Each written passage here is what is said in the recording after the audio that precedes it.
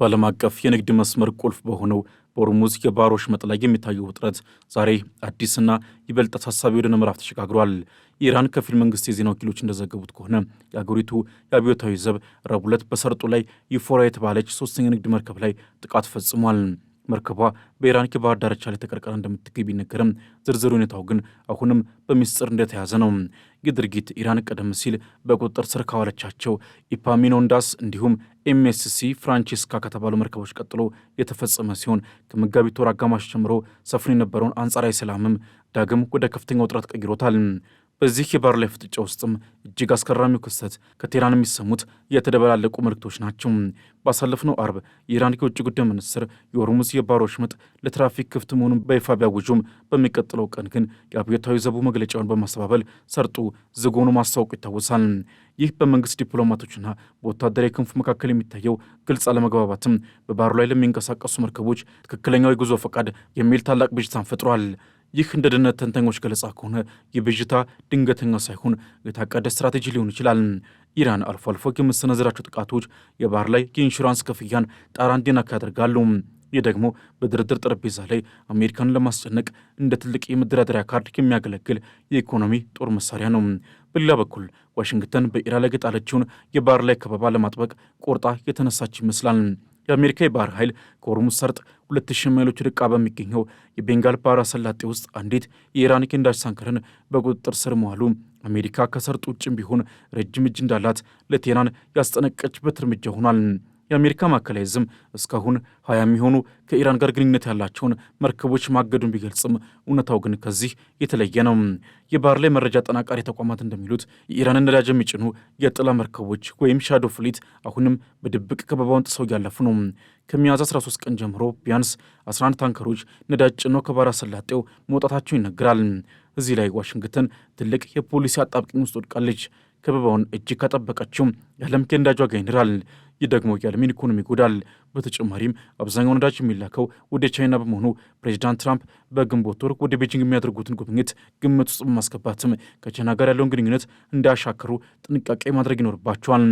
ጦርነቱ ቆሞ የሰላም ስምምነት ቢፈረም እንኳ የሆርሙዝ የባህር ወሽመጥ ወደ ቀድሞ ሰላማዊ እንቅስቃሴ ለመመለስ ረጅም ጊዜ እንደሚወስድበት ተንታኞች እያስጠነቀቁ ነው። የዓለም የነዳጅ ታንከሮችን መረብ እንደገና ለማደራጀት ብቻ ከ6 እስከ 8 ሳምንታት የሚወስድ ሲሆን የመርከብ ባለቤቶችና የኢንሹራንስ ኩባንያዎች በአካባቢው ላይ እምነት አሳድረው መደበኛ ስራቸውን ለመጀመርም ተጨማሪ ሳምንታት ያስፈልጓቸዋል። ከሁሉም በላይ ግን የመርከብ ኩባንያዎች የሚፈልጉት ጊዜ የተኩስ አቁም ሳይሆን ዘላቂና አስተማማኝ ዋስትና ነው። የኢራን የሚሳኤልና የድሮን አቅም እስካለ ድረስም ቴህራን ይህንን የባህር ላይ ካርድ ለወደፊትም እንደምትጠቀምበት ስጋት አለ። ስለዚህም የሆርሙዝ የባህር ወሽመጥ መከፈት ከወታደራዊ ውሳኔው ይልቅ ጥልቅ የሆኑ የዲፕሎማሲ ስምምነቶችንና ዓለም አቀፍ የደህንነት ዋስትናዎችን የሚጠይቅ እጅግ ውስብስብ ሂደት ሆኖ ይቀጥላል። በአሁኑ ሰዓትም ዓለም በትዕግስትና በስጋት የምጠብቀው ይህ የባህር ላይ የቼዝ ጨዋታ ወደ የትኛው አቅጣጫ እንደሚያመራና የኃይል ሚዛኑ በማን እጅ ላይ እንደሚያርፍ ነው።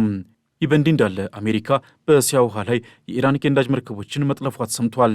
የአሜሪካ ጦር ቢያንስ 3 የኢራን ሰንደቅ ዓላማ የያዙ የነዳጅ ጫኝ መርከቦችን በእስያ ውሃ ላይ መጥለፉንና ከነበሩበት የህንድ የማሌዥያና የስሪላንካ የባህር ክልሎች አቅጣጫቸውን እንዲቀይሩ ማድረጉን የባህር ላይ ጉዞና የደህንነት ምንጮች አስታውቋል። ዋሽንግተን በኢራን የባህር ላይ ንግድ ላይ ጥብቅ እገዳ የጣለች ሲሆን ኢራን በበኩሏ መርከቦች በመካከለኛው ምስራቅ የባህር መግቢያ በሆነው በሆርሙዝ ወሽመጥ በኩል እንዲያልፉ ተኩስ በመክፈት እርምጃ እየወሰደች ትገኛለች። አሜሪካና እስራኤልም በኢራን ላይ ጦርነት ከከፈቱ 2 ወራት ቢቆጠሩም ባልተረጋጋ የተኩስ አቁም ስምምነት ውስጥ ያሉት ሁለት ወገኖችም ወደ ሰላም ድርድር የመመለሳቸው ምልክት እጅግ አነስተኛ ሆኗል።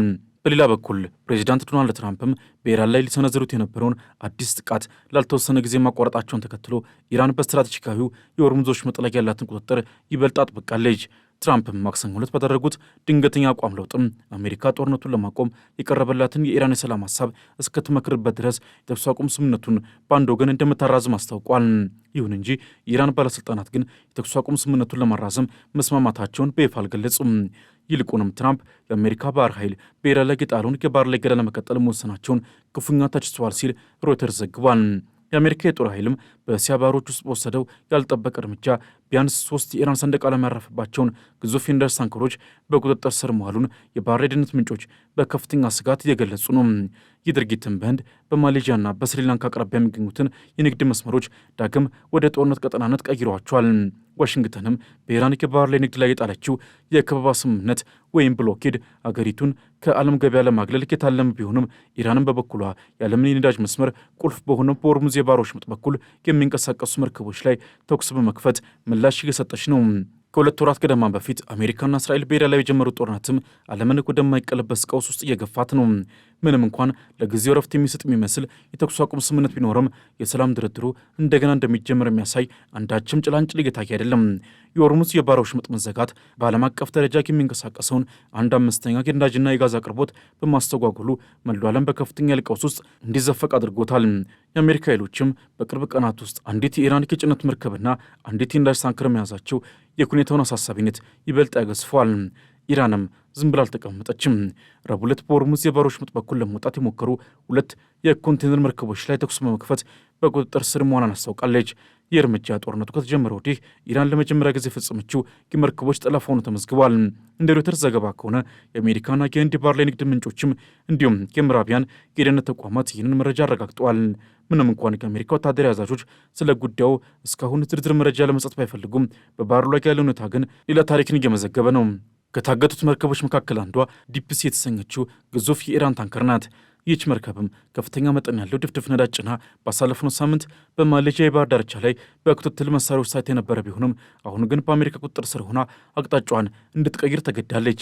ሌላኛው መርከብ ደግሞ ሴቪኒክ የምትባል ሲሆን በአንድ ጊዜ እስከ 1 ሚሊዮን በርሜል ነዳጅ የመጫን አቅም አላት። በወቅቱም ከጠቅላላ አቅሟ 60 በመቶ የሚሆኑ ነዳጅ ጭና በማሌዥያ ዳርቻ ታይታ የነበረ ቢሆንም አሁን ግን በሀያላኖች ወድቃለች። ሶስተኛውና እጅግ ግዙፏ ታንከር ደግሞ ዶሬና ትባላለች። 2 ሚሊዮን በርሜል ድፍድፍ ነዳጅ ጭና ወደ መዳረሻ ስትጓዝ በደቡብ ህንድ ዳርቻ ላይ በአሜሪካ የባህር ኃይል ጥቃት መርከብ ወይም ዲስትሬር ታጅባ እንድትጓዝ ተገዳለች። የአሜሪካ ማዕከላዊ ሲንትኮምም በኤክስ ገጹ ላይ ባወጣው መግለጫ ዶሬና የተቀመጠውን የባህር ላይ ከበባ ጥሳ ለማለፍ በመሞከሯ ምክንያትም በቁጥጥር ስር መዋልና በህንድ ውቅያኖስ ላይ በአጃቢነት እየተመራች መሆኑን በይፋ አረጋግጧል። በተጨማሪም ዶሪያ የተባለችው ሌላ የኢራን ታንከር በቁጥጥር ስር ውላለች ተብሎ ይታመናል።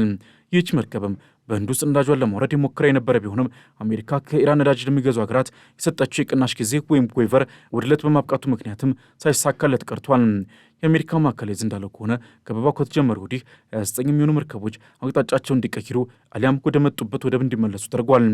የባህር ላይ ደህንነት ባለሙያዎች እንደሚሉት ከሆነ የአሜሪካ ጦር እነዚህ መርከቦች ከሆርሙዝ የባህር ሰርጥ ርቀው በሚገኙ ክፍት ውቅያኖሶች ላይ ኢላማ ካደረገ ያለው በዘመቻ ወቅት ሊያጋጥሙ የሚችሉ የባህር ላይ ፈንጂዎችን ወይም ፍሎቲንግ ማይንስ ስጋት ለመቀነስ ነው። ይህ የባህር ላይ ቼዝ ጨዋታ ዓለምን ለከፋ ኢኮኖሚ ቀውስ ሲዳረጋት ቢሆንም በሁለቱም ሀገራት መካከል ያለው የኃይል ፍጥጫ ግን አሁንም እንደቀጠለ ነው።